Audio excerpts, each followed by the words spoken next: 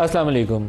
आज state bank of Pakistan ने शरह सूद को 13% से कम करके 12% कर दिया। ये तवक्को से कम है क्योंकि आम इम्कान ये था कि 2 या 2.5% मज़ीद कमी की जाएगी। कमी करने के लिए बेशुमार वजूहात थी। जो हेडलाइन इन्फ्लेशन का नंबर था वो 4.1% पर आ चुका है दिसंबर में, और कोर इन्फ्लेशन जिसको नॉन फूड और नॉन एनर्जी कहा जाता है कि अगर उसमें से फूड आइटम निकाल दें और एनर्जी की कॉस्ट भी निकाल दें तो फिर बाकी का इन्फ्लेशन कितना है, वो 8.1% है दिसंबर के महीने का। तो बाई ऑल मीन इसको 10% पे आना चाहिए था इस दफ़ा, लेकिन 10% की बजाय उन्होंने इसको 12% रखने को तरजीह दी।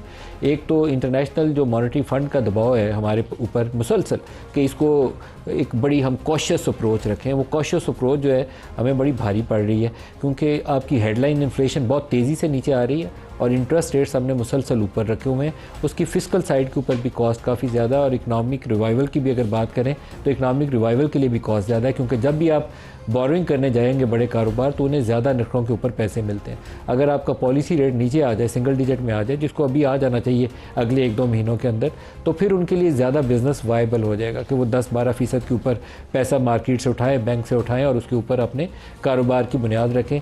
14-15% जो भी पड़ जाता है उनको कॉस्ट, वो नहीं पड़नी चाहिए। ये तो एक बुनियादी नुक्ता है, लेकिन उसके अंदर 2-3 चीज़ें ऐसी हैं जिसके ऊपर फोकस रखने की ज़रूरत है। एक तो ग्रोथ के हवाले से स्टेट बैंक ऑफ पाकिस्तान बहुत ज़्यादा पुरुमीद नहीं है। वो कहता है 2.5% से 3.5% ग्रोथ हो सकती है। तो एक ऐसा मुल्क जिसकी आबादी इस रफ्तार से बढ़ रही हो तो उसको 2.5-3% का मतलब ये होगा कि आपकी अनएम्प्लॉयड फोर्स में तेज़ी से इजाफा होता जाएगा जो पिछले चंद सालों से हो रही थी। तो इस साल भी मज़ीद इजाफा होगा। लार्ज स्केल मैन्युफैक्चरिंग में भी ग्रोथ आपकी ना होने के बराबर है। ओवरऑल जो फर्स्ट क्वार्टर के GDP ग्रोथ के नंबर हैं वो 0.9% है, ना होने के बराबर है। और उसकी बुनियाद क्या है? बुनियाद ये है कि इस साल आपकी एग्रीकल्चर जो है वो ग्रो नहीं कर रही।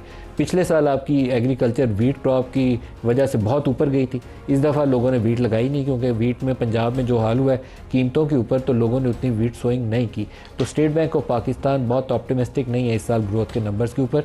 ये एक मैटर ऑफ वरी होना चाहिए हमारे लिए और हमें सीरियसली फोकस करना चाहिए कि अगर एग्रीकल्चर को तो हम अभी कुछ नहीं कर सकेंगे, लेकिन इंडस्ट्रियल सेक्टर के ऊपर अगर बेहतरी लाई जा सकती है तो उसके ऊपर तवज्जो दी जाए। रुपया हमारा बहरहाल स्टेबल है, इनफ्लोज रिमिटेंसेस की वजह से बहुत अच्छे हैं। सूरत हाल आपके पास ओवरसीज़ पाकिस्तानी जो बार बार लोग शोर में चाहते हैं कि यहाँ से ब्रेन ड्रेन बहुत हुआ है, बहुत से नौजवान बच्चे पाकिस्तान से बाहर चले गए, उसका आपको एक फ़ायदा यह है कि $3 अरब पर मंथ इमरान खान की जो मर्ज़ी कॉल थी उसके बावजूद आपको हर महीने $3 अरब का पैसा आ रहा है। $36 अरब सालाना आपको बरामदाद से ज़्यादा रिमिटेंसेस की मद में पैसा आएगा और यही इस वक्त पाकिस्तान के लिए सबसे बड़ी लाइफ लाइन है। जो 2 मेन हमारे आज के लिए टॉपिक्स हैं प्रोग्राम के लिए, जो पोलिटिकल साइड पर आ जाए, तो एक तो सुप्रीम कोर्ट के सामने इस वक्त एक इंटरेस्टिंग पोजीशन है। सुप्रीम कोर्ट में कुछ जजेस की राय से बड़े वाज़े तौर पर नज़र आता है कि वो 26वीं आइनी तरमीम के जो असरात हैं उससे बहुत ज़्यादा खुश नहीं है। मैं उन लोगों के साथ हूँ जो इससे नाखुश हैं, और उसकी बुनियादी वजह यह है कि जो सुप्रीम कोर्ट ऑफ पाकिस्तान की आज़ादी है, जो अदलिया की आज़ादी है, उसके ऊपर कोई तलवार उनके सर के ऊपर नहीं लटकती होनी चाहिए। जो बेंचों की तश्कील का अमल है वो एग्जेक्टिव से बिल्कुल दूर होना चाहिए, उसमें कोई रोल ही नहीं होना चाहिए। आइनी बेंचों की तश्कील का जो तरीक़ाकार 26वीं आइनी तरमीम में अपनाया गया, उसके तहत तो अब सरकार साथ बैठ के पहले तय करती है कि बेंच कौन सा बनेगा, उसके तहत ही उसके सामने वो मुकदमा लगता है जिसमें सरकार खुद फरीक होती है। तो ये बुनियादी जो प्रिंसिपल है उस प्रिंसिपल के ही मुनाफी है जिसमें अदलिया को आपकी एग्जेक्टिव से बिल्कुल एक अलहदा इंडिपेंडेंट हैसियत हासिल है ताकि वो आज़ादी से फ़ैसले कर सके। तो एक मामला है सुप्रीम कोर्ट के आइनी बेंच के सामने भी, और एक केस जो है वो आज जस्टिस मंसूर अली शाह के सामने भी था जिसमें उन्होंने एडिशनल रजिस्ट्रार के ऊपर कोई चार्ज वार्ज नहीं लगाया, उनको बल्कि उस चार्ज से हटा दिया, केस उनसे वापस ले लिया। तो ये एक इंटरेस्टिंग पोजीशन होगी कि सुप्रीम कोर्ट के जजेस क्या सूरत हाल उनको सामना होगा और क्या पोजीशन वो इख्तियार करेंगे गोइंग फॉरवर्ड जब बेंचों की तश्कील का केस सामने आएगा। जस्टिस मंसूर अली शाह ने आज फुल कोर्ट की तजवीज़ दी है कि इसके ऊपर फुल कोर्ट बननी चाहिए क्योंकि वो केस उनसे हटाकर किसी और बेंच को लगा दिया गया था, तो वो बुनियादी जो असूल है उसी के मुनाफी है। तो वो तो इस हद तक कहे कि जिन्होंने ये केस हटाया था वो जो जजेस कमेटी है या वाइनी बेंच है, दोनों के ऊपर भी कंटेम्प्ट की प्रोसीडिंग बनती है, लेकिन वो लगा नहीं रहे। तो इस इशू के ऊपर भी प्रोग्राम में बात करेंगे। और दूसरा बड़ा इंपॉर्टेंट इशू ये है कि कल 28 तारीख को हुकूमत बैठेगी अपनी कमेटी लेकर पाकिस्तान तहरीक इंसाफ से टॉक्स के लिए। तो क्या पाकिस्तान तहरीक इंसाफ उसमें शामिल होगी या नहीं शामिल होगी, हाँ होगी या ना होगी? क्या हुकूमत जुडिशल कमीशन की तश्कील का ऐलान करेगी या वहाँ से जवाब आएगा कि नहीं हम नहीं बनाएंगे? तो इन सवालों का जवाब लेने के लिए आज हमारे साथ जो पैनल में शुरका हैं बैरिस्टर उमैर पाकिस्तान तहरीक इंसाफ से, मुस्तफ़ा नवाज़ खोकर साहब हैं, सीनियर सियासतदान, और बिलाल अज़हर कियानी साहब हैं, रहनुमा PMLN से। सबको प्रोग्राम में खुशामदीद कहते हैं। सबसे पहले बैरिस्टर उमैर नियाज़ी साहब, ये सुप्रीम कोर्ट वाला मामला ही ले लें। 26 आईनी तरमीम के ऊपर हम लोग जर्नलिस्ट या सियासी लोग तो सवाल उठाते हैं, लेकिन सुप्रीम कोर्ट के अंदर से इसके ऊपर बड़ी खुले अंदाज में बड़ी पुरजोर आवाज़ें आ रही हैं, जिसमें मंसूर अली शाह साहब को हम कोट कर सकते हैं। ये बेंचों की तश्कील का मामला भी आपकी 26वीं आईनी तरमीम के नीचे अब गुडमुड सा हो गया है कि कहाँ पर आईनी बेंच का रोल शुरू होना है और कहाँ आके ख़त्म होना है। तो अब क्या बनेगा? बिल्कुल इसी तरह है जी। जो 20 पेज की आज जजमेंट आई, उसको अगर आप गौर से देखें, उन्होंने तो सीधा सीधा क्वेश्चन उठा दिया कि जिस तरह से एडमिनिस्ट्रेटिव साइड पे एक ऑर्डर पास किया गया और एक ऑलरेडी फिक्स मैटर था जिसमें जुडिशल ऑर्डर पास हो गया, वो किस तरह से वापस लिया जा सकता था, क्योंकि जुडिशल ऑर्डर को हमेशा फौकियत हासिल है। जुडिशल ऑर्डर को आप कभी भी एडमिनिस्ट्रेटिव साइड पर सेट असाइड नहीं कर सकते। तो किस तरह से अंडर प्रैक्टिस एंड प्रोसीजर एक बनी हुई कमेटी ने वो केस को विड्रॉ किया और बाद में आईनी बेंच को भेज दिया, और आईनी बेंच वाली कमेटी ने किस तरह से उसकी मार्किंग उस साइड पे कर दी। और ये सवाल बड़े पर्टिनेंट क्वेश्चन है। देखें, इंडिपेंडेंस ऑफ जुडिशरी जब भी आगे हिस्ट्री गेज करेगी, 26वीं आईनी तरमीम को इंडिपेंडेंस ऑफ जुडिशरी पे हमले के तौर पे देखा जाएगा। बुनियादी तौर पे देखें, आपके कॉन्स्टिट्यूशन ने रोल वाजे किया हुआ है। एग्जीक्यूटिव का एक रोल है, पार्लियामान का एक रोल है, अदलिया का भी उसी तरह एक वेल डिफाइंड रोल है। 100% हमला है। देखें, PTI इसमें फ्रीक है इसके PTI 26वीं आईनी तरमीम 100% है, बिल्कुल आईनी बेंच के सामने आपके वकील पेश होंगे। कौन है वकील? आप बेसिकली सलमान राजा साहब इसको देख रहे हैं। हाँ जी, आप तो मेरे ख्याल खुद इसमें फ्रीक है, मुस्तफा नवाज को जी? बिल्कुल, पिटिशनर हूं मैं जी, अलॉन्ग विद अख्तर मिंगल साहब, फहमीदा मिर्जा साहिबा और मोहसिन तामिर साहब। तो फिर तो बड़ी मजबूत आवाज़ें तो मजबूत हैं, लेकिन सुनवाई तो हो। आज भी हमारी जो इस्तदा थी, आज when the petitions came up for hearing, तो हमारी तो यही इस्तदा थी, बल्कि सिर्फ हमारी नहीं बल्कि और भी दीगर जो पिटिशनर्स थे सबकी यही यकवाज़ होकर इस्तदा थी कि जनाब ये जो 26वीं आईनी तरमीम है, ये बेंच उसी की क्रिएशन है और मुनासिब ये होगा कि ये जो केस है ये फुल कोर्ट सुने। तो उस पर जजेस ने क्या कहा? और उसके ऊपर वकला साहिबान के साथ सवाल जवाब होते रहे कि फिर अगर ये फुल कोर्ट की तरफ मामला रेफर किया जाए तो फिर क्या ये हम चीफ जस्टिस साहब को भेजेंगे या ये हम खुद ही ऑर्डर कर सकते हैं कि एक फुल कोर्ट बने। तो ये टेक्निकलिटीज़ के ऊपर आर्गूमेंट्स तो होते रहे, लेकिन फिर 3 हफ्तों की तारीख दे दी गई। अब उसमें इतना इम्पोर्टेंट मैटर है और पूरे पाकिस्तान को, जुडिशरी के इंस्टीट्यूशन को इतना कंसर्न करता है।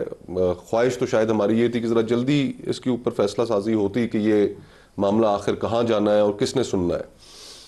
और फिर हम आज तीन जगह पे कुछ रिलेटेड मैटर्स थे। एक जस्टिस मंसूर अली शाह वाला मामला जिसमें उन्होंने फुल कोर्ट की तजवीज़ दी है, फिर उसके ऊपर इंट्रा कोर्ट अपील लगी हुई है जिसके ऊपर 6 रुकनी बेंच बैठा हुआ था, फिर एक आईनी बेंच है जो 26वीं आईनी तरमीम पे बैठा हुआ है। तीनों चीज़ें आपस में मिलती जुलती हैं, लेकिन ये कोर्ट सारी आपकी इंगेज है इस वक्त इस मामले में। और फिर एक और इंटरेस्टिंग चीज़ भी हुई है मलिक साहब, हम जब वो बाहर निकले वहाँ से अदालत से और अभी खड़े हुए थे आपस में गपशप लगा रहे थे, तो खबर आई कि JCP का इजलास भी बुला लिया गया है फरवरी के मेरे ख्याल से 11 तारीख को, कि जिसमें सुप्रीम कोर्ट में 8 नए जज साहिबान की अपॉइंटमेंट का एजेंडा रखा गया। एक तरफ हम इस्तदा कर रहे हैं फुल कोर्ट की, और फिर अगर ये 3 हफ्तों बाद हमारा केस टेकअप होता है और इसी दौरान 17 की बजाय 25 जज हो जाते हैं तो वो जो कॉम्पोजिशन है फुल कोर्ट वो भी चेंज हो चुका होगा। तो ये अब जिस तरह वो हम देखते आए थे कि वो डॉजिंग कार्स होती थी बचपन में, जो हम बड़े शौक से जाया भी करते थे। अब तो अदलिया का निज़ाम जिससे इंसाफ हासिल करना वो भी एक डॉजिंग कार बन गया कि कहीं आपको आउटस्मार्ट हर वक्त करने के लिए कोई आपको हिट ना कर रहा हो। ये तो ऑनेस्टली जो इंस्टीट्यूशन है, निज़ाम इंसाफ है, इसके ऊपर तो लोगों का एतमाद उठ जाएगा अगर इस तरह की चीज़ें होंगी। बिलाल साहब, क्या आप महसूस करते हैं जो इनकी ऑब्जर्वेशन है कि लोगों का एतमाद उठ जाएगा अदलिया की आज़ादी से? जी बिस्मिल्लाहिर्रहमानिर्रहीम। नदीम साहब बहुत शुक्रिया जी अपने शो में दावत देने का। सबसे पहले तो जो आपने इब्तदाइया में बात की ना जी मईशत के हवाले से, तो आज आपने ख़ुद बताया कि पॉलिसी रेट में 100 बेसिस पॉइंट्स मतलब कि 1% मज़ीद कमी हुई है और तकरीबन 22% पे पॉलिसी रेट था जब हमारी हुकूमत आई, अब 12% पे आ गए। This is a good sign. और मैक्रो इकनॉमिक स्टेबिलिटी की एक जो हमने सफ़र देखा है उसमें एक और कड़ी है और इंशाल्लाह हम उम्मीद करते हैं कि इसी मोमेंटम से आगे चलता रहेगा। देखिए नदीम साहब, जो ये बात है ना ये 26वीं आईनी तरमीम की, मैं बार बार ये मुझे याद है जब ये बहस हुई थी तो मैं फिर से आइन का एक शिक निकाल के बैठा हूँ, जो मैं इसी स्टूडियो में मुझे याद है बार बार दोहराई थी, और मैं फिर से एक दफ़ा दोहराना समझता हूँ कि ज़रूरी है। मगर उससे पहले कि मैं उस पर आऊँ, पीटीआई के किरदार पे उसमें मैं ये ज़रूर कहना चाहूँगा, मैंने 1-2 दिन कबल ही देखा, मौलाना साहब ने शायद एक बयान दिया हुआ था कि इसमें पीटीआई शामिल था। उन्होंने ये फैसला किया था कि हम इसके हक़ में वोट नहीं देंगे, और मुझे याद है उन दिनों में सलमान राजा साहब ने बाकायदा कहा था कि अब हमें जो, बल्कि उन्होंने उस टाइम पे पीटीआई ने क्रेडिट लिया था कि 26वीं आईनी तरमीम की बात जहाँ से शुरू हुई थी और जहाँ पे ख़त्म हुई है, ये जो चेंजेस आए हैं, जो बेहतरियाँ इसमें आई हैं, उसका उन्होंने क्रेडिट लिया कि हमारी वजह से और मौलाना साहब के स्टैंड की वजह से हुई। लेकिन और इनकी ऑब्जर्वेशन की तरफ नहीं आ पाए। इन्होंने कहा कि लोगों का इत्मीनान उठ जाएगा अदलिया की आज़ादी के ऊपर 26वीं आईनी तरमीम से, उसने सुप्रीम कोर्ट के साथ आपने ये कुछ कर दिया। नहीं सर, मैं I am coming to that, but I am saying जो आपने पीटीआई वाली बात की थी ना जी, उनके किरदार के ऊपर, तो आज जो पीटीआई कोर्ट में है उन्होंने उस टाइम पे बाकायदा कहा था कि हमें इस पर कोई खास एतराज़ नहीं, मगर क्योंकि हमारे एतराज़ात हैं इस प्रोसेस के तहत के मुतल्लिक, तो इसलिए हम इसकी मुखालफत कर रहे हैं, हम इसके हक में वोट नहीं डाल रहे। आई थिंक पीटीआई चाहती थी कि 5 सीनियर मोस्ट जो जजेस हैं उसके ऊपर आईनी बेंच बनाया जाए, ये मुतालबा आप अखीर में कर रहे थे। मगर हमारा शुरू में यही रहा कि ये टाइम ही नहीं है अमेंडमेंट का। देखिए एक मैंडेट डिस्प्यूटेड है, उस चीज़ से हम निकले ही नहीं है। ये तो आप उस वक्त करते हैं, रिफॉर्म्स की बात करें जब आप basic day to day problem से तो निकल आए। अभी जिस हम भंवर में फंसे हुए हैं, देखिए लेकिन उस मुशावरे में तो आप शामिल थे। नहीं, हमारी मौलाना साहब से इन चीज़ों पे, मगर हमारा कैटेगोरिकल ये रहा, इसीलिए हमने फ्लोर ऑफ द हाउस पे भी उससे बॉयकॉट किया और अमेंडमेंट्स को अपोज किया। हम किसी तरह से भी इस प्रोसेस का हिस्सा नहीं थे। बॉयकॉट किया था, मौलाना साहब ने ये कहा था कि उसके हक में वोट नहीं देंगे। मुशावरा तो ये करते रहते बार। दूसरा ये कि जहाँ तक मामला, देखिए एक आइनी तरमीम को, अब मेरे तो नज़दीक आइन इस हवाले से बड़ा क्लियर है कि आइन में जब एक तरमीम हो जाए दोनों हाउसेस की 2/3 से, तो article 239(5) of the constitution says कि no amendment of the constitution shall be called in question in any court on any ground व्हाटसएवर।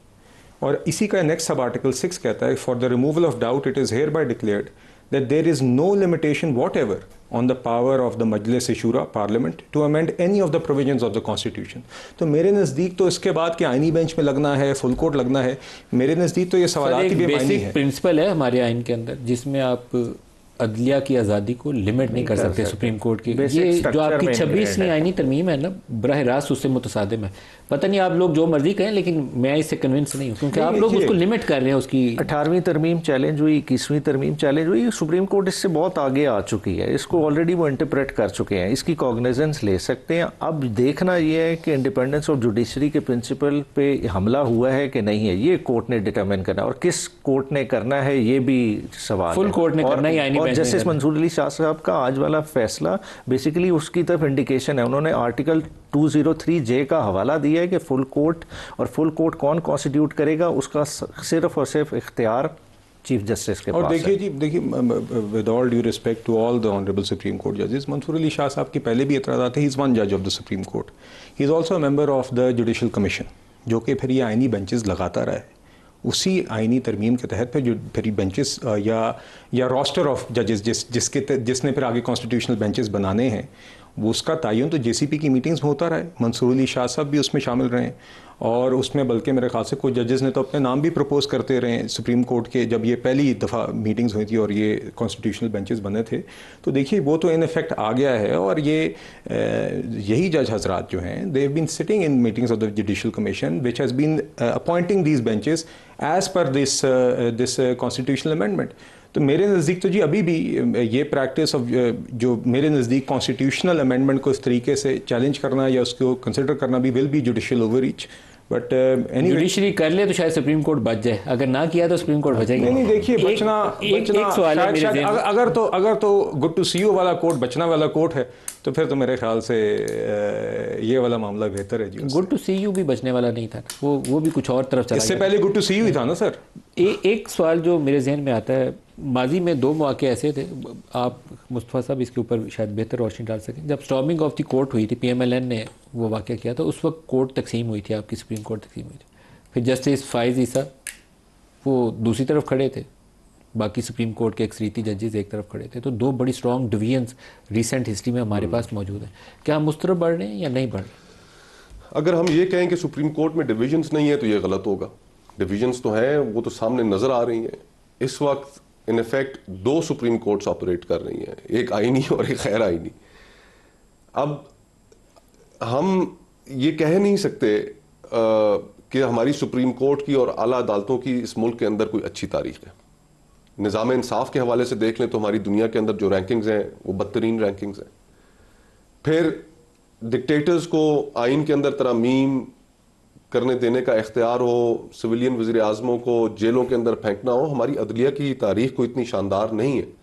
लेकिन उसके बावजूद हम ये समझते हैं कि ये 26वीं आइनी तरमीम के ज़रिए जो हमला किया गया है उसमें आपने न सिर्फ कॉम्पोजिशन ऑफ बेंचेस भी अपने हाथ में ले लिए हुकूमत ने, एग्जीक्यूटिव ने, बहुत काबिल इतराज़ है वो, बहुत काबिल इतराज़ है, और साथ ही साथ आपने उनकी परफॉर्मेंस को एवेल्यूएट करने का एक मैकेनिज्म भी बना दिया। तो वो जज साहिबान जो वहां पर बैठकर हमेशा अपने कंधे के पीछे देख रहे होंगे और उनकी कोशिश होगी कि हम हुकूमत के खिलाफ फैसले ना दें, कि हमारी जो परफॉर्मेंस है उसके ऊपर सवालात उठाए जाएंगे, हमसे बासपुरस होगी, तो आज़ादी कहाँ गई? तो इंडिपेंडेंस ऑफ जुडिशरी जो एक बुनियादी खदोखाल है हमारे आइन के स्ट्रक्चर का, उसको इस आइनी तरमीम ने हिट किया। और फिर मैं वो कल परसों बिलावल भुट्टो साहब की स्टेटमेंट थी कि पार्लियामेंट का जो इख्तियार है हम उसको चैलेंज नहीं होने देंगे। अगर तो ये पार्लियामेंट अवाम की नुमाइंदा पार्लियामेंट होती तो सर तस्लीम खम था आपके सामने। देखो ना, खैबर पख्तूनख्वा के इलेक्शंस सेनेट के हुए ही नहीं, और सेनेट का जो कॉम्पोजिशन था वो नामुकम्मल था। रिजर्व सीट्स का फैसला वो आज तक इंप्लीमेंट नहीं किया गया। अगर ये दो फैसले अपने वक्त पर होते, सेनेट के इलेक्शंस भी हो चुके होते खैबर पख्तूनख्वा में, जो कि खैबर पख्तूनख्वा का हक था, रिजर्व सीट्स मिल चुकी होती तहरीक इंसाफ को, जो तहरीक इंसाफ का हक था, तो एक एक वोट से दोनों हाउसेस में, नेशनल असेंबली में भी और सेनेट में भी ये तरमीम पास हुई है। ये ना हो सकती फिर तो ये डिलिबरेटली मैनिपुलेट करके खैबर पख्तूनख्वा के अंदर सेनेट के इलेक्शंस को भी रोक के रखा गया, रिजर्व सीट्स के फैसले को भी रोक के रखा गया। तो जहां पर इतना बड़ा पाकिस्तान का बच्चा बच्चा जानता है कि ये इलेक्शंस कैसे मतलब आप ये कह रहे हैं कि ये जो मेजोरिटी जिसने ये पास किया है वो इंजीनियर्ड है, वो इलेक्टेड नहीं है। और फिर हमने टीवी के ऊपर वो स्टेटमेंट्स देखी, हाउस के अंदर खड़े होके जो अख्तर मेंगल साहब की जमात से ताल्लुक रखने वाले जो सेनेटर थे, उन्होंने क्या कहा कि उनको गायब कर। अख्तर मेंगल साहब ऑन रिकॉर्ड है, मौलाना फजलुर रहमान साहब ऑन रिकॉर्ड है कि क्या हो रहा वो तो आपके साथ पिटिशनर है ना, वो तो कोर्ट को बराह रास्त बता सकते हैं। तो ये सारी चीजें अब इस तरीके से अगर आप फंडामेंटल चेंज करें आइन की और फिर आप कहें कि नहीं कि ये इस बड़ी मॉरल जस्टिफिकेशन है इस अमेंडमेंट की, तो वो नहीं है। और अगर अदलिया ने अपने आप को बचाना है फ्रैंकली, तो देखें ये जिस तरीके से मैं पिछले 20-22 साल से 2001 में लॉ किया, फिर इस प्रोफेशन से शुरू के 8-10 साल वाबस्ता रहा, एक बड़ी ऑनर की बात समझी जाती थी कि कोई अगर लीगल फ्रेटर्निटी में से जब कोई जज बनता था, एलिवेशन होती थी, एक ऑनर की बात थी। आज ये किस तरह कर रहे हैं, क्या प्रोसेस है? आप बार रूम्स में जाएं, लोगों से गुफ्तगू करें, इस सारे प्रोसेस की सैंक्टिटी खत्म होकर रह गई है।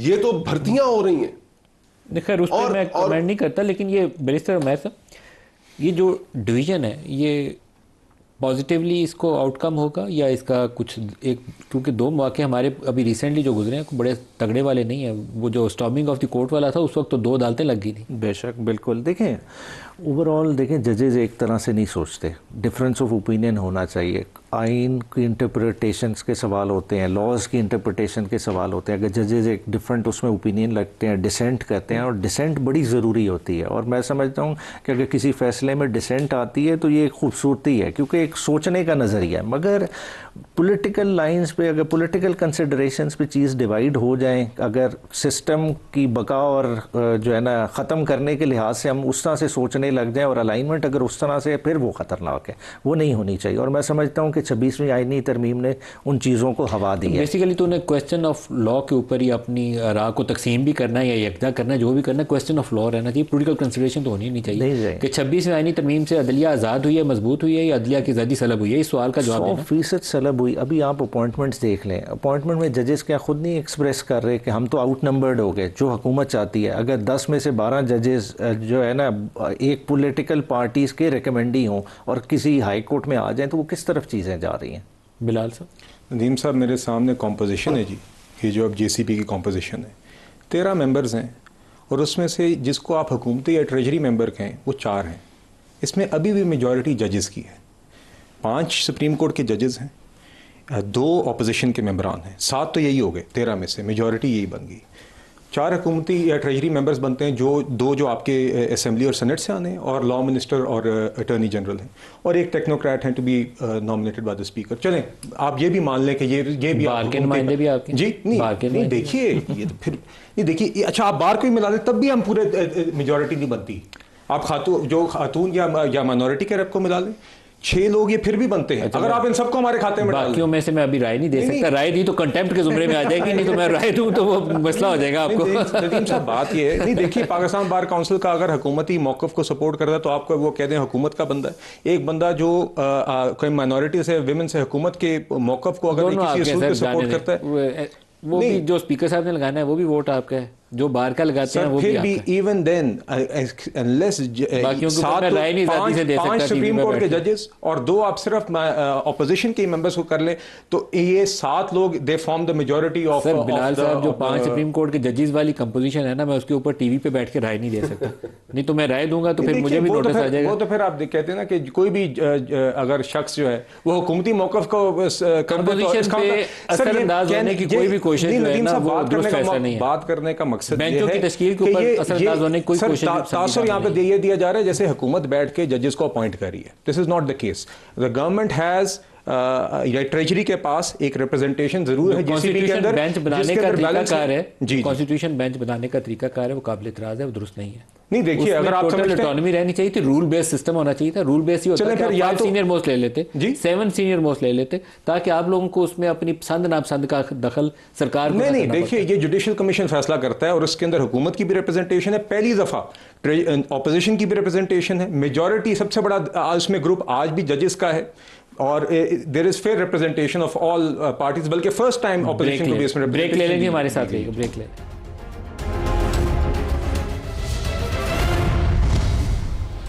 प्रोग्राम में दोबारा खुश आमदीद कहते हैं। पाकिस्तान तहरीक इंसाफ क्या हुकूमती मुज़ाकराती कमेटी के साथ बातचीत के लिए दोबारा रब्ता करेगी या उस कमेटी के साथ बैठेगी या नहीं बैठेगी? उमैर नियाज़ी साहब, सुबह हुकूमत ने तो ऐलान किया हुआ है कि कमेटी का इजलास होगा, अब आप बताइए, आपने मिलने जाना है कि नहीं जाना है? ये अजीब सी शादी होगी जहाँ दूल्हा जाएगा ही नहीं। बात है देखें, दूल्हा कैसे, आप ये कैसे तय हो? ये क्योंकि देखें स्टेज हमारे लिए सजा है, जो मर्जी ये कह लें। देखें ओवरऑल हमने मुज़ाकरात ओपन किया थे, हमने कहा कमेटी सबसे पहले हमने बनाई, अपना एजेंडा सेट किया और उस चीज़ पे ये किसी हद तक माने। मगर देखें तीसरी नशिस्त के बाद इन्होंने ख़ुद एक गोलाबारी शुरू कर दी। आप इनकी प्रेस कॉन्फ्रेंसेज उठा के देख लें, इरफान सिद्दीकी साहब की स्टेटमेंट, फिर उन्होंने कहा जी ये तो हमारे खिलाफ चार्जशीट है। हालांकि TORs तक तो अभी बात ही नहीं पहुंची थी। बात किस हद तक है कि चौथी मीटिंग से पहले इन्होंने हमें किस चीज़ का इंडिकेशन देना था कि क्या ये कमीशंस 2 बना सकते हैं कि नहीं बना सकते। इतनी सी बात पहले बाइकआउट कर दिया, सुबह जाते बैठते, हो सकता है वो कमीशन बनाने का इरादा रखते हैं। 16 के बाद 7 दिन तो हो गए थे। अब क्या हुकूमत हफ्ता इतवार को छुट्टी भी होती है? हुकूमत कोई बिजनेस नहीं करती, ये बैंक है कि हुकूमत है? मतलब ये तो इस तरह से उसको ट्रीट कर रहे हैं कि नहीं। 2 दिन पहले बाइकआउट जो करता है, जो सुबह जाके नाल बैठते, हो सकता है वो कहते हैं हमने कमीशन ही बनाना है, ये बैठिए मेरे साथ बनाते हैं। अभी भी ये हमारे लिहाज से इनमें बंदिश तो कोई नहीं है। जो कमीशन ऑफ इंक्वायरीज एक्ट है 2017 का, वो कहता है कि पब्लिक इंपॉर्टेंस कर दें तो हमारी कमेटी शायद फिर बातचीत कर ले, अदरवाइज नहीं जाएंगे। नहीं 100% उसमें क्लैरिटी है। वो तो मुज़ाकरात खान साहब ने कॉल ऑफ किए। देखिए ये कमेटी ने कॉल ऑफ किए होते तो शायद डिफरेंट बात होती। अब खान साहब ने क्योंकि कॉल ऑफ कर लिया, अगर दोबारा स्टार्ट भी होंगे तो खान साहब की अप्रूवल से होंगे। वह खान साहब ने हर काम की तरह उन्हें बहुत जल्दी होती है, इसमें भी उन्होंने बाइकआउट करने में जल्दी की। 2 दिन इंतजार करना चाहिए। नहीं इंतजार देखें कर भी सकते थे, मगर देखें उसके लिए कुछ होना चाहिए था ना। देखिए माहौल किस तरह का क्रिएट किया जा रहा था। खुद इन्होंने अदादो शुमार के साथ लगे जी इनके तो बंदे सजा हो गए, ये पास एंड क्लोज ट्रांजैक्शन है, इस पे तो बन ही नहीं सकता। मतलब बिलाल साहब से पूछते हैं, बिलाल साहब, कमीशन ऑफ इंक्वायरी एक्ट अगर उसमें 9 मई के ऊपर ये साबित कर देता कि PTI ने सारा काम किया, 200 जगहों पे जो अटैक हुए सारे PTI ने किए, तो आपका तो भला हो जाता, हाथ मजबूत हो जाते, आप क्यों भाग रहे हैं इससे? नदीम साहब, हम किसी चीज़ से भाग नहीं रहे। देखिए 2 बातें। सबसे पहले तो आप आ जाएँ टाइमलाइन पे, कहने कहें जी क्योंकि हमें 5 दिनों में जवाब नहीं मिला। आपने सही कहा कि अगली मीटिंग में आके आपने जो बात करनी थी। पहली 3 मीटिंगों की कहानी क्या है? पहली मीटिंग में यह है, कहते हैं जी हम 3 बंदे हैं, बाकी लोग आ नहीं सके। हमने कहा ठीक है। दूसरी मीटिंग 2-3 हफ्ते बाद आई। दूसरी मीटिंग के अंदर फिर बगैर तैयारी आए और उन्होंने कहा कि अब हमें मज़ीद वक्त चाहिए हमने खान साहब से मुलाकात भी करनी है, हमें मजीद वक्त चाहिए तैयारी का। तीसरी मीटिंग के अंदर आके इन्होंने पहली दफ़ा तहरीरी काम किया, महीना डेढ़ इन्होंने खुद लगाया, दे वर अनप्रिपेयर्ड देमसेल्व्स। और हमारी साइड से हर दफ़ा उन्होंने कहा कोई बात नहीं, आप मजीद वक्त लें, इस चीज़ की कोई डेडलाइन नहीं है, और अच्छे माहौल के अंदर मीटिंग हुई, अच्छी बात है, और आगे यही फोरम होगा जिसके ऊपर हम कौमी इशूज़ के ऊपर भी बात डेढ़ करेंगे। माह में आपको एक बात का तो पता था, पहले दिन से वो कह रहे थे जुडिशियल कमीशन बनाए, तो 6 हफ्तों में कम से कम आपने अपना जहन तो बना लिया होगा ना कि हमने कमीशन बनाना है। नहीं नदीम साहब, देखिए बाद में जो TORs आए उन्होंने ये कहा कि ये बताएं खान साहब को गिरफ्तार करने का तरीक़ाकार क्या था। उन्होंने ये नहीं कहा कि 9 मई का तयन करें और जिसने जो भी इसमें मुलव्वस है इसको पकड़ें और इसको आप करें, ये नहीं था। उसके इर्द गिर्द सारे जो इनके अपने टॉकिंग पॉइंट्स TORs तो आप आगे पीछे कर सकते हैं ना, कमीशन बनाना है या नहीं बनाना। नदीम साहब अभी भी हम कह रहे हैं, आपने एक चिट्ठी दी है ना, उसका एक रिटर्न जवाब, और हमने भी सिर्फ PMLN नहीं करना है, इत्तेहादियों ने मिलकर इसका एक रिस्पॉन्स बनाना था मीटिंग के अंदर। वो आप कमीशन बनाने के लिए तैयार है या नहीं? नहीं, देखिए राना सनाउल्लाह साहब ने भी, आपको याद होगा, एक प्रेस कॉन्फ्रेंस की थी जो मामलात 9 मई से रिलेटेड हैं। Number 1, I also personally feel कि those TORs that they suggested, उसमें तो मतलब कि मेरे नज़दीक वो मजाक खेज थे इन एनी केस, और वो ज़्यादातर मामले या जुडिशली सेटल हो चुके हैं या सब जुडिस हैं। तो एक चीज़ जो ऑलरेडी जुडिशरी के प्रोसेस से गुजर गई है या सब जुडिस है, उसके ऊपर तो कमीशन ऑफ इंक्वायरी बनाना 9 मई पे कमीशन नहीं बन सकता। नहीं, मतलब कि ये this is my view, I may be wrong, but हमने जैसे आपसे कहा कि उस टाइम पे भी ये कहा गया था कि जो फॉर्मल रिस्पॉन्स है हुकूमती कमेटी का या इत्तेहादियों की कमेटी का, वो सब इत्तेहादियों से मुशावरत करके हम आपको देंगे। आपने एक चिट्ठी बनाने में 1.5 महीना लगाया, इतना सब्र तो करें ना कि आप जब अगली मीटिंग आए तो वहाँ पे हुकूमत का कमीशन बनाने में क्या मजाक है जब वो इनको चार्जशीट कर सकता है कि 9 मई में आप ही कसूरवार हैं, पकड़े इनको, मेयर साहब को पकड़े। देखिए एक तो दिक्कत ये है कि एक चीज़ जो जुडिशली सेटल हो गई, आप उसके ऊपर कमीशन इंक्वायरी क्या बना सकते हैं, लीगल सवाल। इंडिविजुअल्स को पनिश किया है ना, लेकिन ओवरऑल 9 मई क्या उसके मास्टरमाइंड इमरान खान और PTI थे? सर ये सवाल था ही नहीं, साबित कर दें, इन्होंने ये नहीं कहा कि मौका है साबित सर, इन्होंने ये नहीं कहा, इन्होंने कहा खान साहब को 9 मई तक वो लोग पहुंचे किस तरह, उन्होंने ये नहीं कहा। भाई वो आप कमीशन के परिव्यू में शामिल कर दें। हम यही तो कह रहे हैं, आप मुज़ाकराती अमल में रहे तो सही ना, आगे जवाब भी सुनना। जिस सवाल को पूछने में आपको 1.5 महीना लगा है, उसमें आप 10 दिन से पहले, और सर पिछला पूरा हफ्ता इन्होंने किया। कल सुबह बैठ के क्या करेंगे? नदीम साहब मेरी गुजारिश ने, पिछला पूरा हफ्ता PTI ने क्या किया, कौमी असेंबली में मैं मौजूद था, पिछला पूरा सेशन 10 दिन ओए किया है। क्या कह रहे थे? नहीं नदीम साहब, इन्होंने खुद सिखाया। नहीं नदीम साहब हर दिन वज़ीर आज़म साहब ने सिखाया, हर दिन वापस बताया, हर दिन क्वेश्चन आवर अहम बिजनेस हाउस का। इन्होंने एक बात करनी थी, स्पीकर साहब ने बार बार कहा बिजनेस हाउस का मुकम्मल होने दो, उसके बाद आप बात करें। इन लोगों ने ना सिर्फ बिजनेस डिस्टर्ब किया, इन्होंने वॉकआउट करके कोरम कॉल किया, और जितना भी अहम बिजनेस था उसमें चाहे लोगों के सवालात थे, चाहे मेंबर्स के सवालात थे, कॉलिंग अटेंशन नोटिस थे, अहम अपोजिशन है तो पूरा नहीं कर रहा ना, वो तो हुकूमत नहीं सर। मगर क्या ऑपोजिशन का ये काम नहीं है कि असेंबली के अंदर आके कौमी इश्यूज पे बात होने दे या करने दे? खुद नहीं कर सकते तो दूसरे करने दें। आप लोग खुद वॉकआउट करते हैं, क्या ये काम नहीं? आपके अरकान कोरम नहीं पूरा कर सकते? नहीं देखिए, हमारी तरफ से भी मेंबरान को और मौजूद होना चाहिए था। मगर अगर आपसे ये कोई कह रहा है आपने जो इमरान खान के हक में आके नाराबाजी करनी है, आपने दिखानी है पीछे वीडियोस, आप दिखाएं बाद में, वो किसी ने नहीं रोका। मगर जो बिजनेस ऑफ द हाउस है, जिसके अंदर अहम इश्यूज हैं, कोई हेल्थ से रिलेटेड, कोई रेलवे से रिलेटेड, कोई लोड शेडिंग से रिलेटेड, जो भी लोगों के इश्यूज हैं, वो वहां पे ये बाकायदा बाय डिजाइन रोकते थे, शोर मचाते थे, और फिर बाद में उसको डिस्टर्ब करते थे। और बाकायदा ये तय करते थे पहले कि हम कोरम नहीं कॉल करेंगे, ताकि ये अहम बिजनेस हाउस का जो मकसद है इस हाउस का, ये पूरा हो जाए। उसके बाद स्पीकर साहब ने कहा था कि आपको भी पूरी बात करने का मौका मिलेगा, ट्रेजरी को भी मिलेगा, सियासी जो आपने बात सुबह क्या करेंगे? फिर बैठ के हुकूमत आएगी और एक वो कैमरा के सामने वो अपना बयान दे के चली जाएगी, इसके अलावा तो फिर आउटपुट जीरो होगी ना। मलिक साहब, द कंट्री नीड्स हीलिंग। पिछले कई सालों से, तकरीबन 1 दिहाई से, जब से पैनामा का स्कैंडल आया उस वक्त से लेकर अभी तक, और खुसूसन जो पिछले 3-4 साल गुजरे हैं, ये पॉलिटिकल क्राइसिस इतना शदीद हुआ है कि इसकी सारी की सारी जो कीमत है अव्वल इस कौम ने अदा की। ये बात बिल्कुल दुरुस्त है, शरह सूद कम हुई, मैक्रो लेवल के ऊपर इंडिकेटर्स बेहतर हो रहे हैं, खुदा का शुक्र है। लेकिन साथ ही साथ आप देखें कि 2-3 हफ्ते पहले वर्ल्ड बैंक की एक और रिपोर्ट भी आई कि सिर्फ पिछले साल में 1.5 करोड़ पाकिस्तानी मजीद सतह गुर्बत से नीचे चले गए। जो ग्रोथ है इसमें और जाएंगे ना, इसमें एम्प्लॉय होंगे और पुअर होंगे। तो हम ये जो पॉलिटिकल क्राइसिस है जिसको हम सॉल्व नहीं कर पा रहे, इसके कॉन्सिक्वेंसेस सबसे पहले पाकिस्तान के लोग अदा कर रहे हैं, महंगाई की सूरत में, बेयकीनी की सूरत में, फॉरेन इन्वेस्टमेंट आपके मुल्क में कोई नहीं आ रही, जो यहां पर आपका कैपिटल था वो यहां से बाहर के मुल्कों में शिफ्ट हो रहा है। फिर उसके बाद ये लड़ाई इस हद तक फैली है कि इसने अब सुप्रीम कोर्ट के अंदर जो हमें नजर आ रहा है, जो पिछले 3-4 सालों से हो रहा है, ये पोलराइजेशन सुप्रीम कोर्ट तक पहुंच गई। मीडिया के अंदर ये पोलराइजेशन मौजूद है, अवाम के अंदर ये पोलराइजेशन मौजूद है। हमें बतौर, मैं सियासतदान का लफ्ज इस्तेमाल नहीं करूंगा, मैं अशराफिया का लफ्ज इस्तेमाल करूंगा कि जो इस मुल्क की पॉलिटिकल, जुडिशियल, मिलिट्री एलीट है। हम सब ने मिलकर इस मुल्क को अब थामना है। ये जितने हम आपस में पोलराइजेशन, नफरतें बढ़ा चुके हैं, इसको खत्म करना है। तहरीक इंसाफ के दोस्त तहरीक तहफ़्फ़ुज़ आइन के प्लेटफॉर्म से मेरे पास आए थे, तो मैंने तो उनके सामने एक बड़ी बेसिक सी इस्तदा रखी। मैंने कहा कि जी अगर तो आपकी तगदो वापस दोबारा इक़्तिदार में आने के लिए है, दोबारा वज़ीर आज़म बनने के लिए, तो दिस इज नो पॉलिटिक्स। तो छोटी सोच हो जाएगी। तो छोटी सोच है। इमरान खान साहब की मकबूलियत में तो किसी को शक नहीं है, उनका कद वाकई बहुत बड़ा है, इस वक्त मुल्क के सबसे मकबूल तरीन रहनुमा है। तो इसको बड़े लार्जर डिबेट की तरफ ले जाएं और इसी प्लेटफॉर्म से एक लार्जर नेशनल एजेंडा तय करें कि जिसके अंदर हमने जो सिविलियन स्पेस सीड कर दिया है, जो डेमोक्रेटिक स्पेस हमने सीड कर दिया है, जो अदलिया का हाल हो गया है, और बहुत सी चीजों के जिम्मेदार हम खुद हैं कि हमने किस तरीके से इन चीजों को दुरुस्त करना है। पीका एक्ट, अब देखें ये काम वो हुकूमतें करती हैं कि जिनको अपनी क्राइसिस ऑफ लेजिटिमेसी का जो शिकार हो, यानी कि आप तनकीदी आवाजों को बिल्कुल बंद कर देंगे। कोई डेमोक्रेटिक हुकूमत ऐसे करती है? आपने उस कानून के अंदर ट्रिब्यूनल्स को, एक तो फेक न्यूज को आपने डिफाइन नहीं किया, फिर उसके बाद आपने ट्रिब्यूनल्स के हाथ में फैसले पकड़ा दिए और ट्रिब्यूनल से सीधी अपील रख दी सुप्रीम कोर्ट में। दरमियान वाला टियर ही आपने उड़ा दिया। तो ये किस तरफ लेकर जा रहे हैं आप मुल्क को? कोई आवाज ना निकाले, बस वो प्राइम मिनिस्टर साहब की तरह ऊ कर सकते और कुछ नहीं कर सकता। तो ब्रेक ले ले हमारे साथ ही।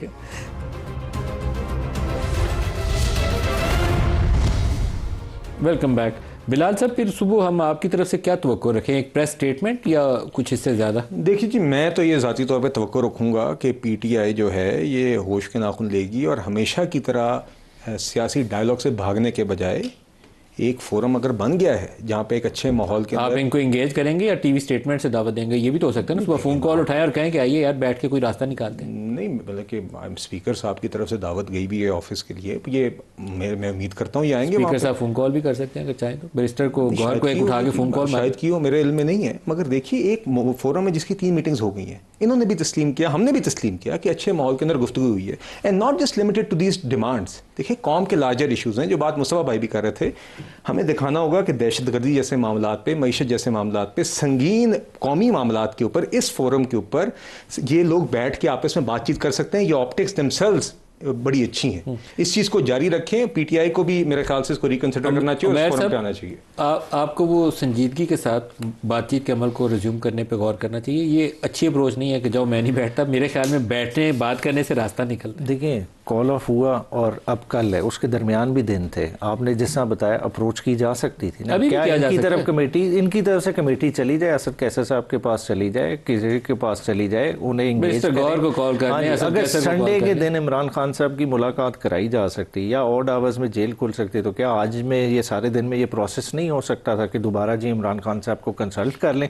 हमारा ये नुक्ता नज़र है, हम इसमें कुछ प्रोग्रेस करना चाहते हैं, तो इसलिए आपका टेबल पर बैठना ज़रूरी है, मगर ऐसा कोई इंदिया आया ही नहीं। कोई बैरिस्टर गौहर को कोई फ़ोन कॉल गई या नहीं? उनकी तरफ से तो आज यही चला है कि हम नहीं बैठ रहे। अब क्या स्पीकर साहब ने उन्हें कॉल की दोबारा कायल करने के लिए या नहीं? ये मेरे आइडिया नहीं है, मगर आज इस्लामाबाद में ही थे बैरिस्टर गौहर, इसलिए कोई रब्ता नहीं हुआ। आपका ये गैस वर्क यही है, इन्फॉर्मेशन नहीं है, लेकिन आपका लगता है यही इम्कान है कि कोई रब्ता नहीं किया गया। Last closing remarks Mustafa Nawaz साहब, कोई आप ही दोनों को कोई समझाइए कि कौम को आगे रास्ता दिखाना है तो दिल खोलना पड़ेगा, रास्ते भी खोलने पड़ेंगे। दिल भी खोलना पड़ेगा मलिक साहब, और इसमें एक तजवीज़ मेरी तो ये होगी कि देखिए मियां नवाज शरीफ साहब और आसिफ जरदारी साहब, इनका सियासत के अंदर इनके रिप्रेजेंटेटिव ज़रूर इस कमेटी में बैठे हुए हैं, लेकिन पाकिस्तान की सियासत पे इनका बहुत अबूर हासिल है। 80-90 की दहाई से कर रहे हैं, उतार चढ़ाव सारा जानते हैं, ख़ुद मुश्किल मराहिल से गुजरे हैं। तो ये मौका उनकी अपनी इंटरवेंशन का भी है कि देखें जो पॉलिटिक्स पूरी की पूरी मीनिंगलेस हो गई है, उसका अगर लोगों का कॉन्फिडेंस पॉलिटिक्स के अंदर आपने रिस्टोर करना है, तो मेरे ख्याल है मियां साहब को और आसिफ जरदारी साहब को खुद एंट्री डालकर इन मुज़ाकरात को किसी नतीजे पर पहुंचाना चाहिए। ये 25 करोड़ लोगों का मुल्क, इसकी गवर्नेंस कॉम्प्लेक्स हो चुकी है, हमारे issues, ethnic fault lines, terrorism, ये इतनी बड़ी चीज़ें हैं कि जो आप इस तरह नहीं चला सकते जिस तरह चलाने की कोशिश की जा रही है। लेजिटिमेसी, ये आपको एक मॉरल अथॉरिटी पार्लियामेंट के पास, हुकूमत के पास, उनको आपको देनी पड़ेगी ताकि इन इश्यूज को टैकल कर सके। और क्राइसिस से हम तभी निकलेंगे जब इवेंचुअली हम लोगों की राय को मुकद्दम रखने की तरफ चलेंगे, इलेक्शंस फ्री एंड फेयर होने देंगे। 2018 का इलेक्शन भी ठीक नहीं था। ये आपकी बात ठीक और है बेसिकली कि 2024 का नवाज इलेक्शन शरीफ को उससे और भी आसिफ बदतर अली था। जरदारी को दोनों का अपना वजन बातचीत की तरफ डालना चाहिए ताकि ये सिलसिला आगे चल सके। मुस्तफ़ा नवाज खोकर साहब, बैरिस्टर उमैर नियाज़ी साहब, बिलाल अज़रक्यानी साहब, सबका शुक्रिया। आज के लिए इतना ही, इजाज़त दीजिए। अल्लाह हाफ़िज़।